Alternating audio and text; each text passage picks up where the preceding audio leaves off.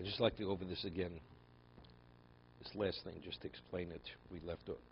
Perkam de sota dorsha bevir v'temer abloza borei shel kamidas bosav dom midas hakodesh baruch hu. Midas bosav dom gavoa rois hagavoa. The characteristic of a human being is somebody's of an exalted level only sees his peer group. Then gavoa rois hashofel. Al midas hakodesh baruch hu eno kain gavoa. Although Hashem is exalted, rois hashofel. He sees the one, the lowly.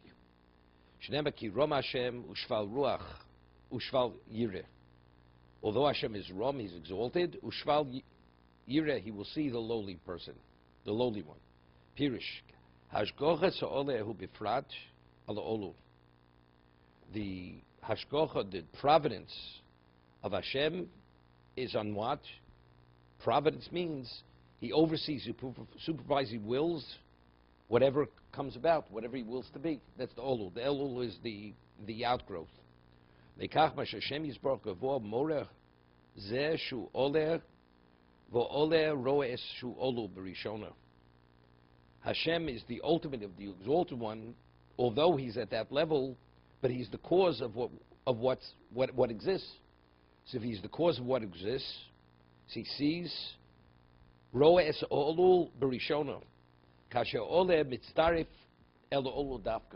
Right? There's always a linkage. If Hashem wills a granule of sand, Hashem wills everything. So there's always a continuous linkage between Hashem and whatever He wills. So despite the fact of His exalted level, He's Rosh HaShofel. That's the basic principle in what? In Hashgacha Pratis. Ulefich Hashem Yisborach Rosh HaShofel Yosem Asher Rosh HaGavoa. Ki hagavoa eino olu kol kach kmo shu roe es hashofel upocha shu olu legamri. This is a little difficult way to say. He says ki hagavoa. He says Hashem Yisborach roe es hashofel yosem asher roe. It doesn't mean he knows. He pays attention to the lowly more than the exalted one. Ki hagavoa eino olu kol kach kmo shu roe es hashofel. Give you an example. This is only in perception, but in the reality it's the same thing. A person who's capable, self-sufficient. How much help? You say, well, Hashem could have prevented him from succeeding. But basically he has the means to succeed on his own, even though, of course, it's with Hashem's willing that he should succeed. What about a person who's totally incapable, hopeless and helpless? What maintains him? It's clear, Hashem. It's more obvious Hashem maintains him. Otherwise it wouldn't exist. So the link between the cause and the effect is greater when you're dealing with the shofel than when you're dealing with something which is more exalted. Because in the reality it's all the same. Everything exists only because God wills to exist, regardless of how capable or how exalted something may be or not be. Doesn't make a difference. So it's all in the way we perceive it.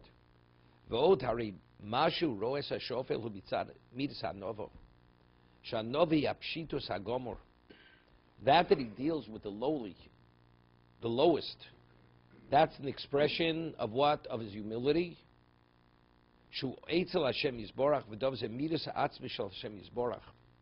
Anova is pshitos, as he said earlier. It's the simpleness. It's lacking in form. God has no form. So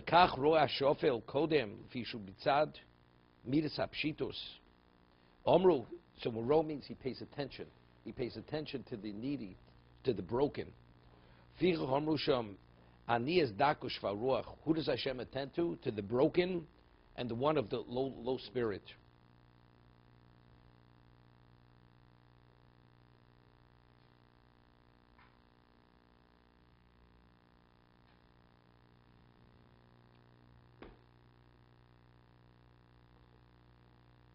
There's a famous word which my mashgiach used to always mention during the Seder Tshuva. There's a pasuk. The pasuk says, "Leiv nishbar v'nitke elokim lo sivzeh."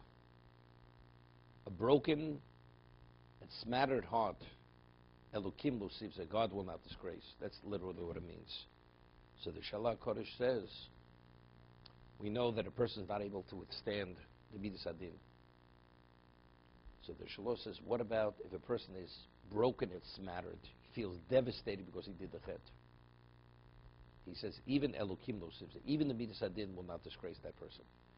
So if a person truly feels broken because of the wrong that he'd done in his life, he's even able to withstand the Midas Adin. That's the Shalach Kodesh. Elokim lo sivze. So the question is why? So there's a Maharal somewhere, he says, I once saw it many years ago, because if you have like the Gemara says, that a person who feels after he davens, Iyun Tefillah activates prosecution on the person. I invest in, so I think I deserve that God should answer me. The moment you have a sense of deservingness, there's no problem. We'll audit your record. We'll see how deserving you are. So that activates prosecution on a person. A person has to feel unworthy. When you're unworthy, then Satan, the prosecutor, doesn't take notice.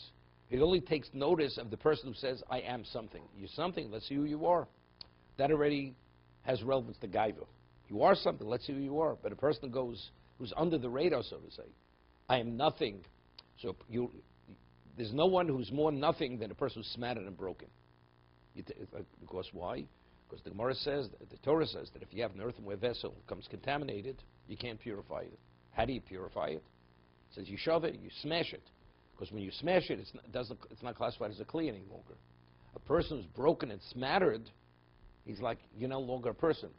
Satan prosecutes a person. You're not a person any longer. You're not a whole person, right? But the way the Maharal is explaining it, maybe it's something else.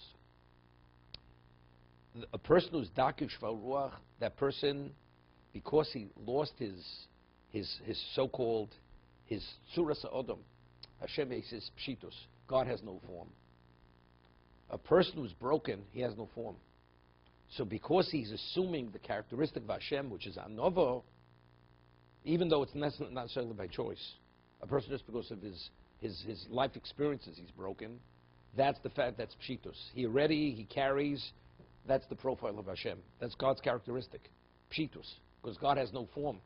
As a result of that, that's the reason why Elokim lo sivzeh, the Midas Adin doesn't prosecute it, that person.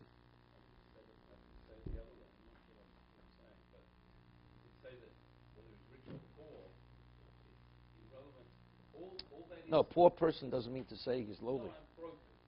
He's all that means is that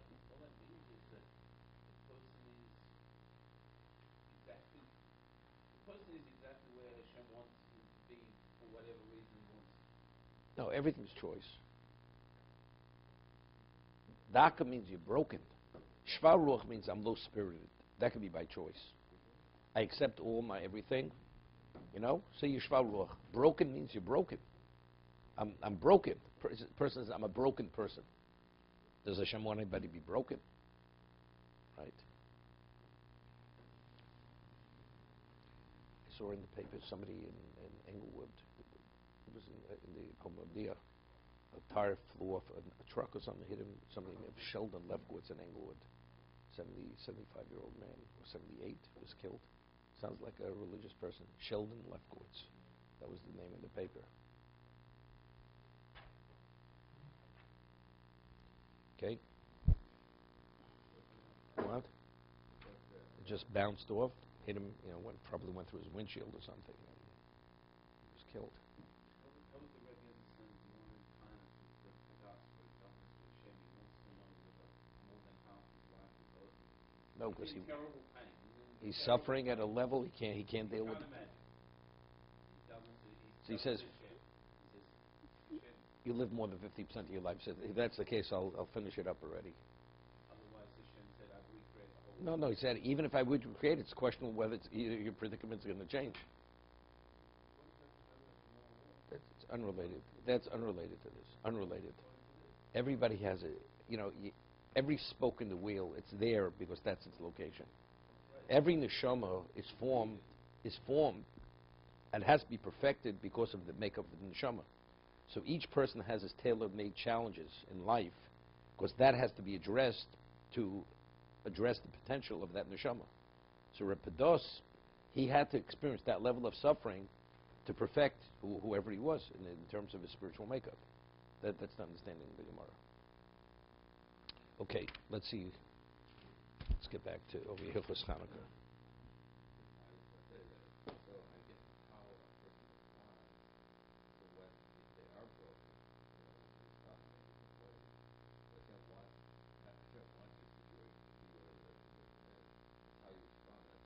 You know, it's the famous word from Chaim Shmuel Levitz. You know, Paro, when he saw Yaakov, he said he never saw such an aged person. He was 130 at the time. He thought he was beyond that. So he says, I'm not as old as you think. My years were few and difficult.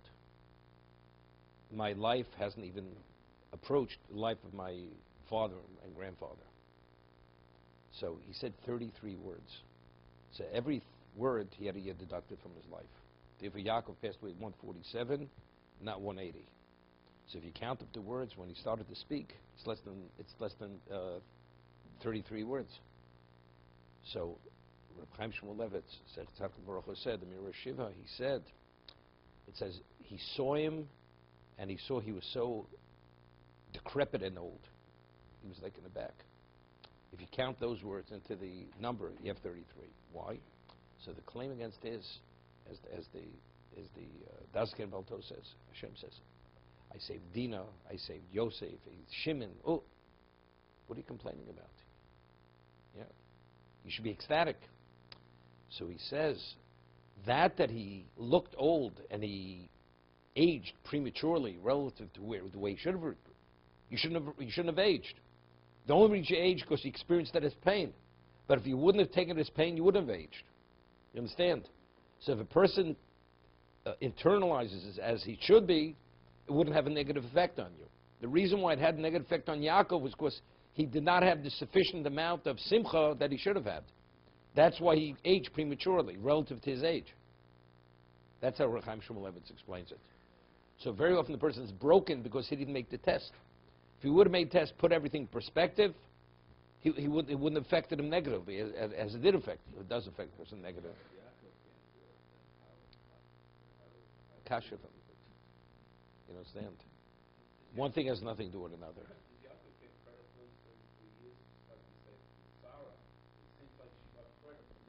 Yeah, it's a separate discussion whether he's accredited for this. Probably yes. He's accredited for those years. He is. But here we're talking about factually he died before his time. He died before. Right, exactly. But it's a separate discussion. You get credited because if you would have lived, you would have accomplished so much more. Okay, he'll be accredited. His account will be accredited for those years that he would have lived. But factually, you're not going to be alive.